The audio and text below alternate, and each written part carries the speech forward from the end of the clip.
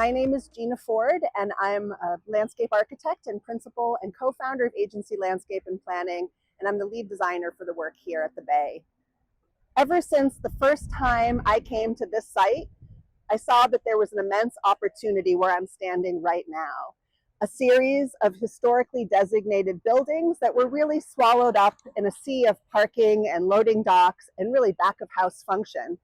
The vision here is really to give the landscape more prominence, to create more public space for promenading, for connecting, for public space and programming, and to really amplify and raise the visibility of these incredible landmarks. We heard a lot of positive receptivity from the community about the promenade that lines Boulevard of the Arts, a wide, shaded, well-lit pathway that connects to the bay. And here we have something very similar, a wide promenade that's got benches, it has lighting built in, planting along the ground plane, and really the most majestic treescape that we could imagine. These immense royal palms that line one side of the promenade and a series of live oaks that one day will spread their canopy and shade the promenade as well. Hi, I'm Zach Chrisco, a principal at Sasaki, and I've been part of the design team working on the Bay Phase 2A.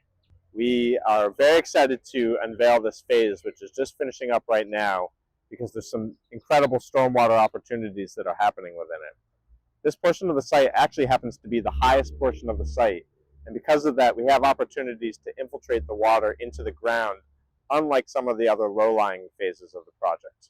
Because we have such great draining soils on the site, we were able to institute some great best management practices. First, we had 2 water quality structures that capture the runoff from the parking lot and clean it of its particulates and total suspended solids.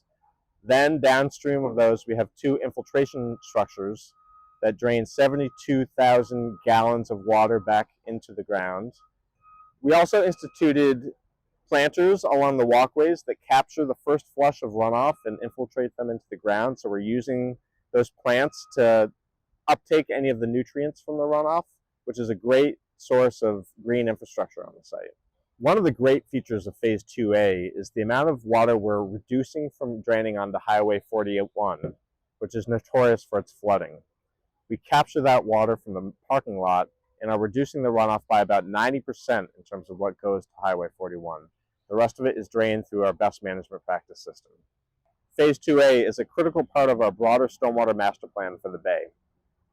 It includes some of our upland best management practices like infiltration chambers and water quality structures, and also reduces runoff from some of the lower lying areas of the site.